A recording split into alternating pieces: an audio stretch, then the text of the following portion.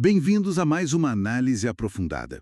Hoje, a gente mergulha num momento que, nossa, abalou o século XX, a crise de 1929 nos Estados Unidos. Isso aí, um ponto de virada fundamental. Vamos entender como aquela era de otimismo todo, sabe, pós-Primeira Guerra, acabou desmoronando. Os USA tinham saído bem da guerra, né? Sim, território intacto, economia aquecida, vendendo para todo mundo que estava se reconstruindo. E aí vieram os anos 20, o rádio bombando, cinema, carros para mais gente, eletrodomésticos.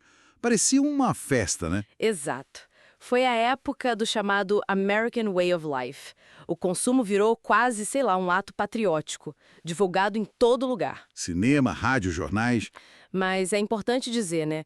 Por baixo dessa camada de brilho, tinha muita tensão. Com certeza. A gente não pode esquecer da segregação racial brutal, as leis de Jim Crow ainda valendo e a luta das mulheres pelo voto que foi conquistado ali, mas, nossa, com muita dificuldade. Ou seja, essa prosperidade toda não era para todo mundo. Definitivamente não, era bem desigual. E essa complexidade toda faz a queda ser ainda mais impactante.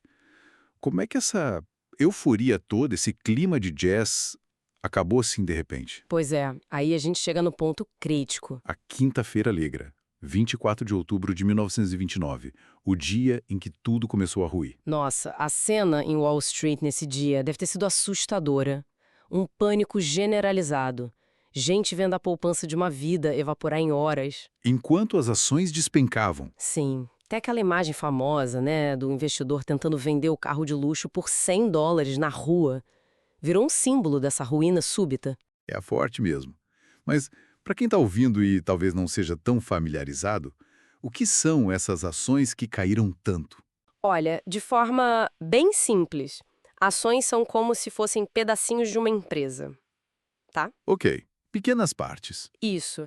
E a bolsa de valores é o lugar, o mercado, onde o pessoal compra e vende esses pedacinhos. Entendi. O problema é que muita gente estava comprando não porque a empresa valia aquilo, mas na especulação. A famosa especulação. Exato. Apostando que o preço ia subir, subir, subir, sem parar. É, tipo assim, uma aposta bem arriscada. E isso rolava com outras coisas também, né? Além das ações. Sim, com commodities também, produtos básicos tipo petróleo, café, essas coisas. Quando a confiança some de vez, Todo mundo corre para vender ao mesmo tempo. exatamente. E aí o preço despenca. É a lei da oferta e da procura no seu extremo. Entendi, faz sentido. Mas essa crise não brotou do nada, né? Tinha coisa errada antes. Quais foram os fatores que, digamos, prepararam o terreno para esse colapso todo? Não mesmo. Foi, na verdade, uma combinação de problemas que já vinham se acumulando. Tinha uma crise agrícola séria rolando. Como assim? A modernização no campo levou a um excesso de produção. Muito produto, preço lá embaixo. Os fazendeiros se endividando muito. Entendi. E na indústria? A mesma coisa, basicamente. Superprodução, as fábricas produziam mais do que o pessoal conseguia comprar, o mercado interno não dava conta. E o mercado externo? A Europa? Aí que está outro ponto. A concorrência europeia começou a se recuperar da guerra. Eles voltaram a produzir, então compravam menos dos Estados Unidos. O mercado externo diminuiu. E tinha a questão da desigualdade também, que você mencionou antes. Crucial, uma desigualdade absurda. Uma minoria bem pequena da população concentrava, tipo, quase 90% da riqueza do país. Isso limita demais quem pode comprar as coisas, né? Nossa, realmente parece a tempestade perfeita. E os efeitos a gente conhece como a Grande Depressão. Foram brutais, né? Devastadores. E não só nos Estados Unidos, o impacto foi global. O desemprego explodiu, milhões e milhões de pessoas sem trabalho só nos Estados Unidos. E afetando mais quem já era vulnerável. Com certeza, minorias como negros e latinos sofreram ainda mais. Bancos quebrando aos montes, empresas fechando, a pobreza se espalhou de um jeito assustador. E isso teve reflexo político fora também, né? Muito. Essa instabilidade econômica toda na América e na Europa ajudou a criar um clima favorável para o surgimento de regimes autoritários lá na Europa. E aqui no Brasil, por exemplo, a gente sentiu feio com a queda da exportação do café. Um cenário desolador mesmo. Diante disso tudo, como é que os Estados Unidos tentaram sair dessa situação? É aí que entra o Franklin Roosevelt, certo? Com o New Deal. Exatamente. O New Deal foi, assim, Mais do que só um pacote de medidas econômicas. Foi uma virada de chave, sabe? Uma mudança de pensamento. Isso. Representou uma intervenção do Estado na economia como nunca antes tinha se visto nos Estados Unidos. Foi ali que nasceram as bases do chamado Estado de Bem-Estar Social por lá.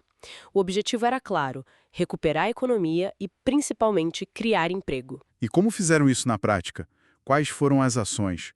Atacaram em várias frentes. Fizeram muitas obras públicas, estradas, pontes, prédios, para gerar emprego rápido, com agências tipo a WPA. Ah, a WPA, famosa. Sim. E também reformas trabalhistas. Definiram jornada máxima de trabalho, salário mínimo, criaram o seguro-desemprego e a Previdência Social, a SSA. Direitos importantes. Muito. Teve também assistência social direta, ajuda financeira para quem estava desempregado, para os mais pobres, e, fundamental, forte regulação econômica. Para controlar a bagunça que levou à crise. Exato. Leis para apoiar e regular os bancos, para controlar o mercado de ações, aí criaram a SEC, que existe até hoje, e para regular a própria indústria, com a NRA. Tudo para tentar evitar aquela especulação maluca de novo. Mas imagino que essa intervenção toda do governo não foi bem aceita por todo mundo, né? Lembro de uma charge da época, o tio Sam doente recebendo um monte de remédios, cada um com uma sigla de agência do New Deal. Perfeito. Essa charge mostra bem a crítica que existia. Muita gente viu o New Deal como um excesso de burocracia, sabe? Uma interferência errada do governo na economia, na livre iniciativa. Um debate que continua, né? O tamanho ideal do Estado na economia. Exatamente. É um debate ideológico forte que, de um jeito ou de outro, está aí até hoje. E falando em até hoje, em 2008, a gente viu outra crise financeira global bem séria. Dá para traçar paralelos com 1929? Dá sim, com certeza. Embora as origens sejam diferentes, né? 1929 foi mais ligada à produção industrial e agrícola, já 2008 foi mais uma bolha imobiliária e especulação financeira. Certo, a causa raiz foi outra. Isso. Mas as consequências, tiveram ecos bem parecidos. Pânico nas bolsas, bancos grandes quebrando ou precisando de resgate, aumento do desemprego, impacto no mundo todo. E de novo, a necessidade de o governo intervir para a coisa não piorar ainda mais. Exatamente. A intervenção estatal foi necessária, de novo, para evitar um colapso total do sistema. Então, essa nossa conversa passou pela euforia dos anos 20, mergulhou na escuridão da Grande Depressão e viu a tentativa de reconstrução com o New Deal, que acabou mudando a cara da relação entre governo e economia nos Estados Unidos.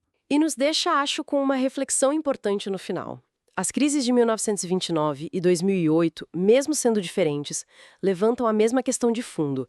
Qual o equilíbrio certo entre a liberdade dos mercados e a necessidade de ter regras, de ter regulação estatal? Uma pergunta que não tem resposta fácil. Nenhuma. Fica a questão, né? Até que ponto as lições que a gente aprendeu ou esqueceu lá atrás moldam como a gente lida com os desafios econômicos de hoje e do futuro?